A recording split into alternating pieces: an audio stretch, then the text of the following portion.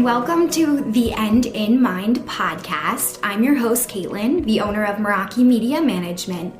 The End in Mind is a place where we come to share stories, tips, and strategies of many entrepreneurs, creatives, business owners, and just some people that aren't willing to live the traditional lifestyle. We talk about how to live outside of the box today and how to incorporate what really is important in your life to keep that end goal always in mind. Again, if you would like to reach out to me in any type of way, you can find me on Instagram at Meraki_media_management, and I hope to hear from you all soon. Thanks so much and enjoy our show.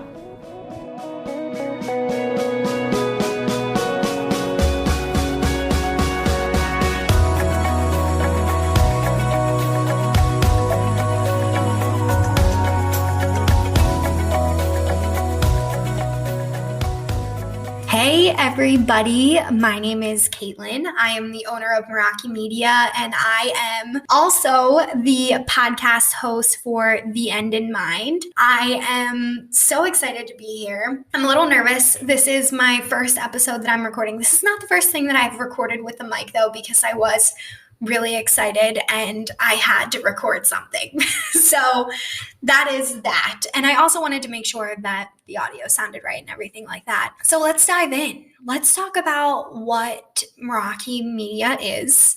And let's also talk about what the end in mind means and what I envision this podcast to look like over the next however long, right? I mean, it's all a journey, and Meraki Media Management has now been in business for almost 2 years. I believe we opened our LLC in May of 2019, I believe is when I opened it. So it's really exciting to be sitting here navigating such a difficult year 2020 was. I work with a lot of small business owners. I'm also a small business owner. I know how important it is to keep on the right track, regardless of what may be thrown our way. When I was growing up, I went through a lot of challenges at a young age. My parents were divorced. I lived with my grandparents for a while and my mom. My parents ended up getting back together. And then after they got back together, my dad was diagnosed with lung cancer. So funny, my mom and I were just talking about this the other day, and it was a huge shock, but also not a shock. He loved to smoke cigarettes, but he also was one of those people that was never willing to let life just happen to him. He was always about showing up and just being a really great person. He was really good at talking to people, helping them navigate difficult times. He helped himself navigate his own difficult time. Life is just very strange when it works in such challenging ways. And what I realized at a young age was that I could either decide to be really angry at life, that my life had turned out like this, that my dad had passed away when I was 15, that for a time, we weren't sure how my mom and I would live or if I could ever even go to college. It was really scary. It was really, really scary. It was scary from the time that he was diagnosed to the time. It's still scary sometimes today. But what I'm so proud of myself for is always staying the course, keeping my eye on the prize, realizing that what was ever happening to me right in this moment would eventually pass. And I would be able to look back on this as an experience and hopefully learn from that experience and be able to grow into the person that I knew I would be and that my dad had raised me to be with my mom. They were very interesting people. When my dad got diagnosed with cancer, for example, one of the first things he said to me was that he wanted to watch The Secret with me. And I had no clue what any of that meant. My mom and he had watched it together. It was a new kick they were on. My mom started taking me to tons of workshops, just learning more about law of attraction, manifestation. We actually even really took this on as like our religion for a long time. Throughout my childhood, I was told to go out in nature and pray, and that I, could pray at any time and speak to my family members in heaven or whatever that may look like for you. But this moment of watching The Secret was really what changed my life. And I know many people will say that, and I don't want to sound corny saying that. I think that the reason why it changed my life was because I was 13 years old the first time I watched it, and my dad had just been diagnosed with cancer, that it made me approach life differently. I saw how quickly my life could change at the drop of a hat. I mean, it felt like they were just going down for a checkup, and all of a sudden he comes back and he has cancer, like just a huge blow for a young 13-year-old. It just seemed so crazy. And I realized that I had to take life at my own pace, and I had to make life happen for myself. And I couldn't let these negative thoughts or whatever was happening to me in this moment dictate the rest of my life, even though it was something really dark and really crazy to be going through at such a young age. Through all of this entire process, what was so interesting was after my dad had passed away, he had a life insurance policy that I didn't know about at the time.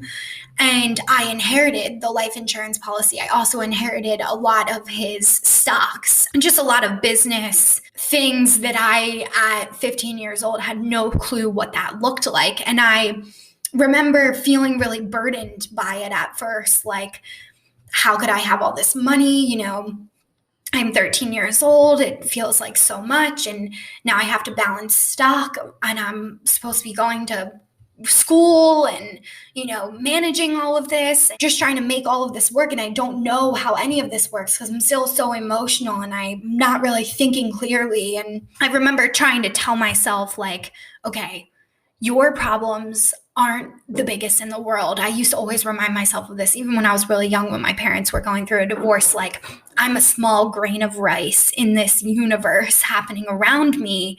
And just because what I'm feeling in this moment feels so heavy, if I'm able to remind myself how not small I am, but just how small my problems could be, then maybe it would, make things feel a little bit less stingy, a little bit less harsh. And that's exactly what it did do. So I was navigating this process. I'm trying to balance stock. And instead of being anxious and being concerned about it, I had decided to change my mindset, change the way that I was approaching this, and see it as a huge opportunity. And that's exactly what it was. And that's how my dad would have wanted me to see it. So instead of feeling burdened, I decided to start to do research, start to learn about stock, start to learn how to invest, why to invest. I had a great investor at the time. He's fantastic. He is now retired, but he trained me in a lot of this and really made me think outside of the box, that life didn't have to be just going to work at a 9 to 5 every day like I had seen my dad do, which basically, was probably one of the contributing factors, stress, right, to him possibly dying at a young age. And instead, taking this opportunity and this sacrifice that he had made for me and turn it into an abundant possibility. And that's exactly what I did. I decided when I graduated high school that I would go away to school. I was not going to stay around here. A lot of my family thought that it would be more intelligent to stay near home, spend less money, yada, yada, yada. I'm sure in hindsight, I could look at it like that. I try really not to, because my education was so helpful in what I do in my line of work right now. And I'm so thankful that I went to James Madison. I mean, it was such a great experience, and I learned so much about life and people that I probably wouldn't have learned if I stayed in my small town at home, not expanding my horizons or even my thought process or even what was possible for me in a lifestyle. I have to say, while I was at school, I also had a lot of times where I could think about things where I wasn't able to think about them like that when I was at home with my mom or with my family. So it gave me this room to think, to digest, to grow. At times, of course, yeah, it was lonely, it was hard. But then I realized that this was happening for me and not happening to me.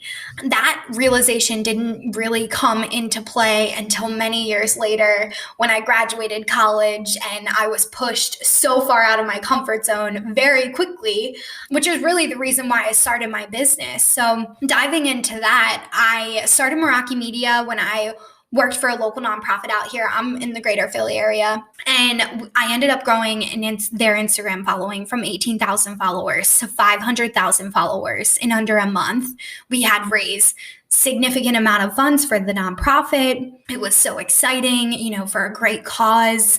And I had realized that instead of the emotions that I felt in the beginning of the campaign were really down on myself. How was I going to make this happen? It just seems like such a lofty goal. And I didn't have the end in mind in the right approach, but I did know what I wanted the outcome to be at all times. So that's the key piece for me, is knowing the outcome that I hope for, that I dream of, that I am working towards. And that's what the end in mind really means to me. Having this moment of digesting, this is what I hope for. This is what my goal is. This isn't anyone else's goal. This is just about me. And that brought me a lot of peace. And also, obviously, we had succeeded throughout this process of, launching this campaign. And even though it was so scary and so uncomfortable and I felt so nervous, it jump-started my business. It jump-started my life. Even though I cried myself to sleep every day after I got lead on the new campaign, even though I felt, riddled with anxiety and worry about what was to come, the end was always there. Like, I always wanted it to be successful, and I knew that it would be successful because whatever the outcome would be, it would have been a success. It would have been more than they had, right? So that's what I would tell myself. And I truthfully believe this is why I've been able to incorporate these types of manifestation practices in my life and always go into the end in mind, because of my experience with my father and The Secret and my mom and my childhood, and navigating these really negative, dark times that most young people don't go through and they shouldn't go through. Instead of taking it as, why is this happening to me? I had to take it as an opportunity. That is our little story of what the end in mind means to me and our quick little Meraki background. I would love to dive in a little bit more deeper right now into talking about the vision that we have for this podcast and what we are going to see come about over the next few months and even the next few years, because I don't see this going anywhere anytime soon, meaning that we are going to continue this marketing piece for a very long time. And I am just so excited to bring on more guests, offer more free value for you all, tell you more stories, share real live things that happened in real life that show manifestation, that show what the importance is to have the end in mind and how to go about doing that in so many different lines of work. Because here at Meraki Media, in the beginning, when I heard about the quote unquote niche, you guys will hear me talk about this on my Instagram as well, I felt so pigeonholed. Everybody feels like that, and it can feel really negative. And instead of pigeonholing myself, I had decided to identify my ideal client as their emotions and as their feelings and things that they would have in common with me, instead of an industry or, one type of place that they worked or something that really just felt too niche for me. That has allowed us to work with so many people. We work with realtors, we work with therapists, we work with life coaches, we work with doggy daycares, we work with so many people. And I love working with all different types of people, because the best part about my clients is that they're so great and they're so in alignment for what I do. And I'm so thankful for every single one of them. But I'm also thankful for my team that's able to help me communicate with these clients and, execute their goals. And they're able to really communicate all around in the greatest way. And if you don't go in with the end in mind, knowing that this is the type of client that you want, and you do just say to yourself, okay, I'm only going to work within XYZ industry and I'm never going to branch out of that one industry. Yeah, it can feel like a pigeonhole. But when you think about the hobbies, the interests, the likes, the similarities that you have with your clients right now, and you start to talk about them more on your social media, more on your Instagram, putting yourself out there, showing up, showing your face, and just being you, that is when you are going to see the clients come about. The first big groundbreaking moment we had for our sales actually happened during quarantine / the global pandemic. And I found this really interesting because we were a year in business then, and we had really built out our audience. I mean, we build out our audience daily. That's what we teach people how to do. So we're constantly trying to meet new people and spread the word and help as many business owners as possible. That's our mission. We're not there to sell. We're there to help. In return, during the pandemic, so many people did need help that we ended up getting this great community of just entrepreneurs that need support and are able to support one another. And I think that's what's great about The End in Mind and Meraki Media coming together, is that these are all the same things that I talk about with my clients all the time, energies, how to feel the right way showing up online, how to come across authentic, how to not look crazy on camera, how to be you without feeling super scripted, because that is a big deal. And just so you all know as well, I went to school for PR, as I mentioned, and I took a lot of public speaking classes, and it made me learn about why people want to hear certain things, how to speak on camera, why to say this word and not this word. But the real key marketing tweaks that I got with my education actually came in later from observing business coaches, other coaches of mine, mentors of mine, people I looked up to that maybe were at an income bracket that I was hoping to aspire for in the future. I had looked at their marketing and I had said to myself, if they can do this for themselves exactly like this and it's working, how can I take this model, pivot it to what would work for me, my client, using this as a frame, right? Like a literal skeleton of what I could do. Why wouldn't I start there? It's free. I can pull from, whatever they may be putting out there. Maybe it's a story, an Instagram story that I'm finding I'm really connected to. How can I change up the rhetoric a little bit to make that be my piece of marketing? Not even the emotions, but just the piece of marketing that's making me feel compelled. I ask myself in the moment, why am I feeling drawn to this marketing? Why do I feel like I want to lean into this person and not lean out? Is it their colors? Is it, how they're acting? Is it their personification? Is it their metaphors that they use? It could be so many things. But once you know exactly why that emotion is coming out of you, you know how to pull that out of your client. And that has what succeeded in our business and really taken things to the next level. We are, as I mentioned, always experimenting, always navigating, always developing. And that is what helps us stay ahead of the curve with the end in mind. So I hope you all enjoyed our first podcast episode. Thank you so much for hanging out here with me. We do have a few more that we'll be launching before we launch this live. So I hope you all enjoy, and thank you so much. I will speak with you next time. Thanks, guys.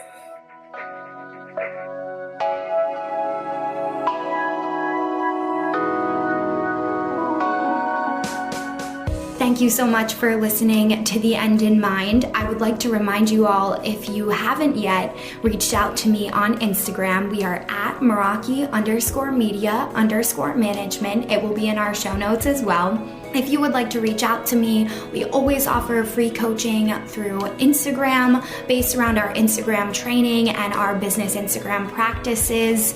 If you need any type of support, please do not hesitate to reach out to me there. And we also offer several different types of consulting and training packages if you're looking for a little bit more in-depth tips. So thank you all for listening in. And of course, I want you all to keep the end in mind as you continue with your day and or work week. Have a great week, and I will see you all next time.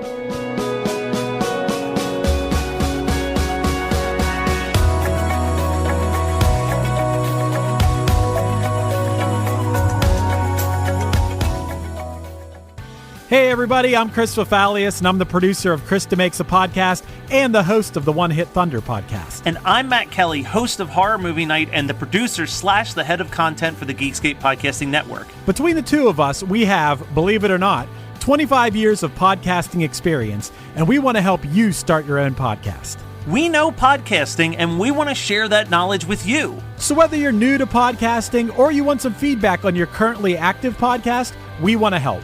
Or perhaps you're just overwhelmed with all of the editing work. Well, we can help you with that also.